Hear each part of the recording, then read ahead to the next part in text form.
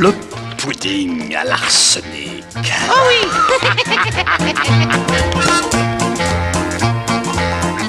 Salut les rôlistes, aujourd'hui on va aborder le sujet de l'écriture de scénario. Je vais pas faire comme Xan l'a fait, c'est-à-dire aborder le sujet du lieu où ça va se passer, comment réfléchir aux différents événements, c'est pas tout à fait ça. On va plus parler d'une méthodologie, on va voir ensemble comment est-ce qu'on peut découper l'écriture de scénario en étapes. Des étapes, je vous en propose deux. La première, c'est l'étape de réflexion. Donc là, on va commencer à mettre un petit peu les choses en place, etc., à avoir un brouillon finalement, et ensuite, l'étape de rédaction, on va passer du brouillon à la phase mise au propre pour que ce soit plus facile pour vous à utiliser quand vous allez jouer. Tout d'abord, l'étape de réflexion. Donc, il y a pour moi deux éléments importants à aborder en premier lorsque vous réfléchissez à votre scénario. Le premier élément, évidemment, ça va être la trame de fond, c'est-à-dire qu'est-ce qui va se passer, quels sont les événements dont les joueurs n'ont pas connaissance au début de l'histoire, qu'est-ce qu'ils vont découvrir au fur et à mesure. Le deuxième élément qui pour moi est très important, c'est l'élément déclencheur. Qu'est-ce qui va amener vos joueurs dans votre scénario? Pourquoi est-ce qu'il est important? Parce que c'est ce qui va leur mettre l'eau à la bouche, c'est ce qui va éveiller leur intérêt, leur curiosité pour ce qui se passe et ce qui va se passer après. Donc c'est un élément qui mérite de passer pas mal de temps dessus, parce qu'un joueur qui est accroché, c'est un joueur qui va s'investir dedans et qui va s'immerger tout seul. Donc c'est très important, je vous conseille de passer du temps dessus, on va voir comment. Dans cette étape de réflexion, nous allons baser tous ces conseils sur deux éléments d'écriture qui sont pour moi les plus importants. Le premier, évidemment, ça va être ce que j'appelle la vérité, un peu la trame de fond. Quels sont les événements qui ont lieu à l'insu des joueurs, et ce, avant même qu'ils ne participent aux différents événements de votre scénario. Donc si on prend l'exemple, je sais pas, d'une malédiction, et bah la malédiction, elle vient de quoi? Pourquoi est-ce qu'elle a été déclenchée? Quels sont ses effets? Voilà, tout ça, c'est la trame de fond. L'autre élément qui pour moi est très important, c'est l'élément déclencheur. Pourquoi? Parce que c'est à ce moment-là, au début de votre session, que vous mettez l'eau à la bouche à vos joueurs. C'est à ce moment-là que vous avez leur attention et que l'immersion commence. Donc pour moi, c'est une étape qui mérite d'y passer quand même un petit peu de temps. Je n'ai pas d'ordre prédéfini sur comment aborder ces deux points, c'est-à-dire je ne commence pas toujours par l'élément déclencheur puis par la trame de fond, ou alors trame de fond puis élément déclencheur. Ça va en fait dépendre de quelle idée j'ai sur l'instant et sur laquelle j'ai envie de travailler. Par exemple, si je me dis tiens, bah, je travaillerais bien sur un meurtre, et bah je vais d'abord commencer par la scène de crime, et puis je vais remonter les événements en arrière dans le temps, c'est-à-dire que je vais d'abord commencer par la scène de crime, comment est-ce que le cadavre est arrivé là, puis je vais remonter jusqu'à la raison pour laquelle cette personne a été tuée. A l'inverse, si j'ai envie de me dire tiens bah je travaillerais bien sur un démon qui s'invoque à partir de dessins, et bah je vais d'abord commencer dans la trame de fond. Je veux dire, ce démon il vient d'où, comment il se manifeste, qui est-ce qu'il dessine, etc. Voilà, c'est à vous de voir qu'est-ce qui vous vient à l'esprit à ce moment-là. Vous connaissez tous l'expression la phase immergée de l'iceberg. Et bien là, c'est le même principe, mais pour un scénario. La phase immergée, justement, c'est l'élément déclencheur. Quel est le premier élément que les joueurs vont découvrir, dont ils vont prendre connaissance. Et plus vous allez profondément dans votre scénario, plus vous allez atteindre le cœur du problème. Vous allez atteindre finalement là où tout a commencé. Quel est cet élément qui a déclenché toute cette suite d'événements? Et bien plus vous allez profondément et plus vous l'atteignez. Donc quand vous écrivez un scénario, et bien, si vous commencez par l'élément vérité trame de fond, vous commencez par le bas, justement. Et vous remontez jusqu'à l'élément qui va arriver aux joueurs et qui va susciter leur intérêt. Alors, vous pouvez faire comme ça, ou bien vous pouvez faire comme moi. Des fois, il m'arrive, je fais souvent de cette manière-là, mais il m'arrive de commencer d'abord par l'élément déclencheur. Parce que, voilà, par exemple, il m'arrive quand je veux faire un scénario, je me dis, tiens, bah, j'enquêterais bien, je ferais bien un meurtre. Donc quand vous faites un meurtre, eh bien, si vous regardez un petit peu de séries télévisées, vous voyez bien que la manière dont ils ont pour accrocher le spectateur, quand ils n'ont pas de fil rouge intéressant, c'est de faire une mise en scène de la scène de faire une mise en scène de crime, voilà, de faire une mise en scène de crime particulièrement bizarre en fait. Elle est improbable, c'est ça, c'est improbable, mais comment est-ce que ça a pu arriver? Et là du coup les gens vont vouloir regarder ce qui se passe. Et bien là c'est le même principe. Et comment est-ce que c'est arrivé? Il faut qu'on le découvre. Quel que soit l'élément de départ que vous avez choisi, je vous recommande vraiment de tout mettre par écrit sous forme de brouillon. Que ce soit des post-it, que ce soit un petit carnet comme moi j'utilise. Écrivez tout ce qui vous vient à l'esprit, faites des connexions, posez-vous des questions, ça c'est super important, posez-vous des questions, plus vous vous en poserez et plus votre histoire sera cohérente, et ça c'est très important parce que c'est ce qui va permettre à vos joueurs de rester dedans. Si jamais vous avez quelques éléments qui sont incohérents, les joueurs vont le remarquer, ça c'est sûr et certain.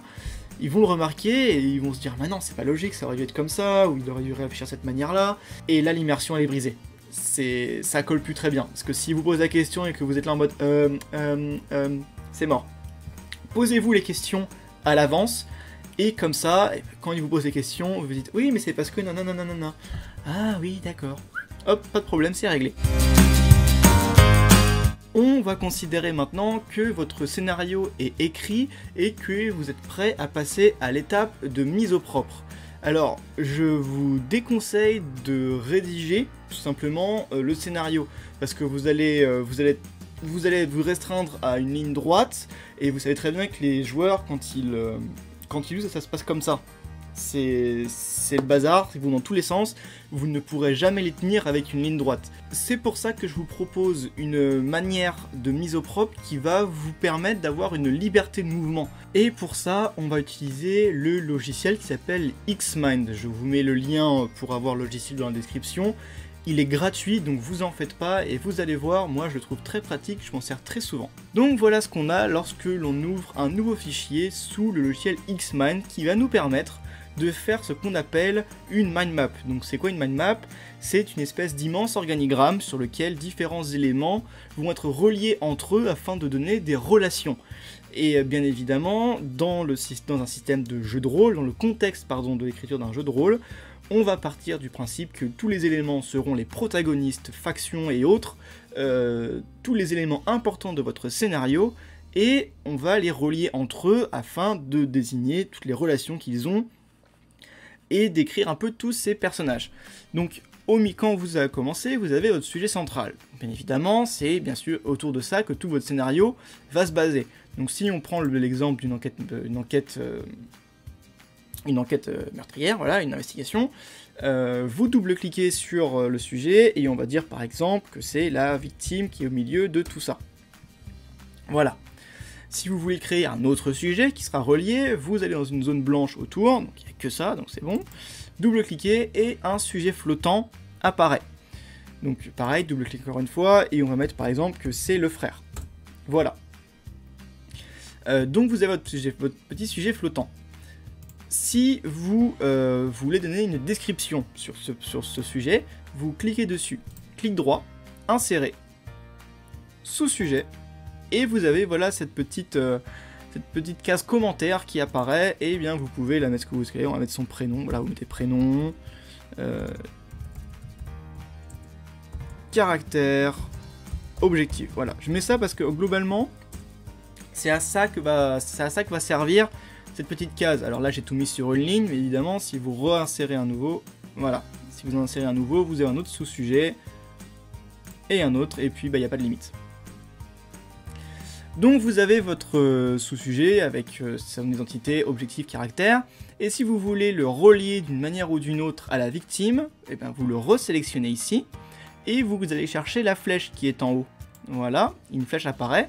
Si je clique n'importe où, ça va se relier automatiquement à un nouveau sujet flottant, c'est tout à fait possible. Et si vous voulez le lier à la victime, et bien devinez quoi, vous cliquez sur la victime et voilà, les flèches se connectent toutes seules. Et ces petits points jaunes ici que vous voyez servent à gérer un petit peu voilà, la manière dont les flèches apparaissent à l'écran. ce petit outil là, ça peut paraître tout con, mais ce sera assez pratique quand vous allez voir, quand il y a beaucoup de sujets flottants, quand vous avez beaucoup de protagonistes ou d'éléments dans votre scénario, et les flèches vont se creuser un petit peu dans tous les sens, et si vous voulez que ce soit un minimum clair, et vous serez sûrement amené à déplacer un peu les flèches. Sinon, cette petite partie relation ici que vous avez, et bien si vous voulez préciser la relation qu'ils ont, vous pouvez mettre que il a été témoin, par exemple. Après, vous pouvez mettre l'inverse, hein, vous mettez témoin en haut, et vous mettez ici que c'est le frère. Et dans ces cas-là, vous avez... ça reste la relation. Voilà, donc vous pouvez en faire d'autres, hein, sujet flottant, hop, la flèche, hop, la victime. Vous pouvez aussi, si vous cliquez sur frère, la flèche reliée au nouveau sujet flottant, et voilà. Et c'est pour ça que ça fait une toile, parce que du coup, vous aurez ces relations comme ça, un peu partout autour. Là, si je dézoome, vous pouvez au moins imaginer que ça prendra tout cet espace. Voilà, tout cet espace-là, il sera rempli d'éléments comme ça, éléments de votre histoire. Voilà, je rezoome. Un autre petit truc bon à savoir, si vous voulez aussi changer un peu les couleurs et des flèches, le style des flèches, des sujets flottants, etc. C'est possible parce que par défaut il met les flèches en vert et les sujets flottants en bleu avec une police blanche. Mais si vous voulez changer pour, je sais pas, mettre des nouvelles catégories, si vous avez des éléments qui sont pas vivants ou des éléments qui sont non matériels dans votre quête et que vous voulez pouvoir les différencier facilement et de loin, eh bien vous n'avez qu'à ouvrir le pinceau ici, donc deuxième logo en partant du haut. Voilà. Et selon ce qui est sectionné, donc ici le sujet flottant, vous allez pouvoir changer. Donc là par exemple rectangle arrondi, si on va mettre une ellipse, voilà, vous avez une ellipse. Changer de la couleur, là on va mettre en rouge, voilà. Ça je sais pas ce que c'est, je crois que c'est, ouais voilà, c'est les contours. Voilà. Alors bien sûr, le logiciel, il y a beaucoup plus on peut faire beaucoup plus de choses que ça, voilà, rien que la structure ici, franchement je l'ai jamais changé, j'ai pas vraiment eu besoin, si c'est pour juste faire un scénario. Donc le logiciel est très simple à prendre en main, ça m'a pris 5 minutes à apprendre à utiliser tous ces trucs là, donc franchement c'est très facile. Hop, donc voilà. Et un autre petit élément qui peut être pratique, si jamais vous voulez faire par exemple une faction, mettre les gens dans un même sac, un même groupe, vous avez ici juste à côté des flèches l'outil limite. Voilà, vous sélectionnez comme si vous faisiez, comme j'ai fait juste avant, et voilà. Ça prend ça prend le sujet principal, les différents sous-sujets qui vont avec, et ça les encadre comme ça, voilà, en vert ici, donc pareil, ça se change également. Et ça va suivre le tout, genre par exemple ici, si on clique sur ce petit point entre les deux, ça va ranger les sous-sujets, et ça vient rétrécir le carré, voilà, comme ça. Voilà. Et si vous bougez les sujets flottants, les flèches vont suivre, donc ça permet de s'organiser un peu comme on veut. Qu'est-ce que ça donne lorsque l'on a beaucoup d'éléments? Et ben voilà, ça donne un truc comme ça. Là, forcément il y en a beaucoup, ça c'est un scénario que j'ai fait avec mes potes il y a quelques temps. Et voilà, j'ai mis ici, j'ai gardé les couleurs de base de manière générale, pour tous les protagonistes de l'histoire. Ici, c'est cet effet-là, c'est quand on met un sous-sujet sur le sujet principal. Ça ouvre d'abord une espèce de case un peu dégueulasse comme ça, et après quand on refait un sous-sujet là-dessus, voilà, ça refait comme on l'a vu juste avant. Donc ici, pour les choses qui sont non vivantes, j'ai mis une autre couleur ici pour les différencier. Ici j'ai mis l'encadré comme je vous ai parlé pour dire que ces gens sont dans la même faction, ils sont dans le même camp. Et ici pareil, changer la couleur des flèches par rapport à cet objet là qui est un peu particulier pour le scénario. Voilà, vous vous organisez comme vous voulez, c'est pratique. Et en plus de cette petite toile, je rajoute ici sur le côté, bon là elle n'est pas très poussée, mais je mets ici une espèce de timeline générale. Donc évidemment c'est pas des événements qui vont tous se suivre, ce sont plutôt des événements qui vont apparaître au fur et à mesure que les joueurs vont investiguer. C'est-à-dire qu'entre chaque événement, les joueurs seront en roue libre et pourront explorer le scénar comme ils le veulent. Là c'est pas très poussé, mais j'en vous en ai prévu un autre. Voilà. C'est pas du tout le bordel. Non, plus sérieusement, c'est plus... Ça peut paraître vraiment très compliqué, mais c'est pour ça, en espaçant bien les flèches, se recroisent pas, donc là c'est les flèches rouges, mais vu qu'elles sont rouges, je sais ce qu'elle veut dire. Elle veut dire que lorsque les joueurs ont fait Ici, vous voyez, il y a deux chemins possibles. Quand les joueurs auront avancé sur ce point-là, ils pourront revenir sur l'autre. Voilà. On parle pas trop de celui-là parce que, en fait, je l'ai pas encore fait le scénario. Donc voilà, c'est tout pour cette première vidéo dédiée à l'écriture de scénario. Alors évidemment, c'est un sujet très complexe qui va mériter d'autres vidéos sur le sujet, en entrant plus en détail sur certains points. En tout cas, si cette vidéo vous a plu, n'hésitez pas à la liker. J'espère que j'étais suffisamment clair. Si ce n'est pas le cas, n'hésitez pas à poser toutes vos questions dans l'espace commentaire. Abonnez-vous si ce n'est pas déjà fait. Cliquez sur la cloche également pour ne rater aucune vidéo. Et je vous dis à la prochaine. Salut! Le pudding à l'arsenic. Oh oui.